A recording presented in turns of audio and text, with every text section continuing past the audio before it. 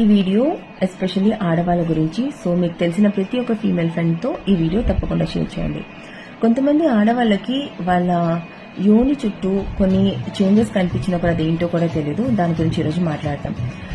STI అనే ఒక infection ఉంది. అది ఏంటి అంటే, మీరు మీ పార్ట్నర్తో సంభోగంలో పాల్గొన్నప్పుడు వాళ్ళకి కనుక ఏమైనా ఇన్ఫెక్షన్స్ ఉంటే, ఇన్ఫెక్షన్స్ లేకపోయినా సరే అన్హైజీనిక్ గా సెక్స్ చేయడం వల్ల ఈ ఇన్ఫెక్షన్స్ అనేవి వస్తాయన్నమాట. ఈ ఇన్ఫెక్షన్ సిమ్టమ్స్ ఏంటి అనేది ఈరోజు మాట్లాడదాం. మగవాళ్ళలో కూడా ఈ సిమ్టమ్స్ ఉంటాయి, ఆడవాళ్ళలో కూడా ఉంటాయి. సో ఈరోజు ఆడవాళ్ళలో వచ్చి STI సిమ్టమ్స్ ఏంటో మాట్లాడదాం. యూరిన్కి వెళ్తున్నప్పుడు మంటగా కానీ దురదగా కానీ ఉండొచ్చు. యోని చుట్టూ ఇచ్చింగ్ అంటే దురద ఎక్కువ ఉండొచ్చు, రెడ్నెస్ రావచ్చు. దాంతోపాటు మీ వైట్ డిశ్చార్జ్ ఏదైతే ఉందో అందులో కూడా స్మెల్ డిఫరెన్స్ రావచ్చు, కలర్ డిఫరెన్స్ రావచ్చు.